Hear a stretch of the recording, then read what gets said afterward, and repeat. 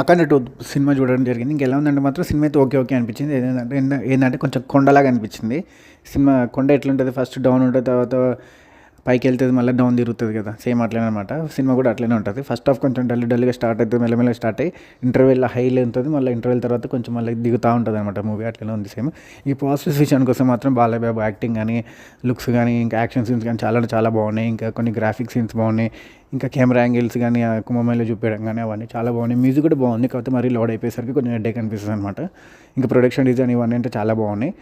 మన బోయపాటి గారి screen play, ఇంకా డైరెక్షన్ కూడా అసలు వంకబెట్టేటే లేదు. యాక్షన్ సీన్స్ అవన్నీ అయితే టాప్ నాచ్ అయిపోయినాయి. కాకపోతే మరీ ఓవర్ అనిపిస్తుంది అనమాట కొంచెం క్లైమాక్స్ ఫైట్. ఇంకా నెగిటివ్ విషయానికి వస్తే మాత్రం కొంచెం ఇంటర్వెల్ తర్వాత కొంచెం ల్యాగ్ అనిపించడం, స్టార్టింగ్ కొంచెం డల్గా స్టార్ట్ అవ్వడం ఇట్లా అనిపిస్తుంది అనమాట.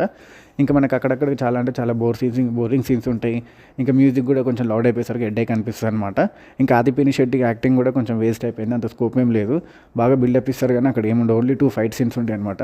యాక్చువల్లీ ఆదిపిని శెట్టి తోటి ఒక ఫైట్ ఉంటుంది ఇంటర్వెల్ తర్వాత, సెకండ్ ఫైట్.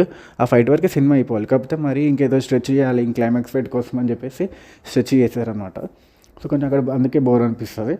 సో ఇట్లా అనిపించింది. దీని ఫుల్ లెంత్ రివ్యూ మా యూట్యూబ్ ఛానల్లో ఉంది, కొంచెం చూసి తెలుసుకోండి. Okay friends, thank you, bye.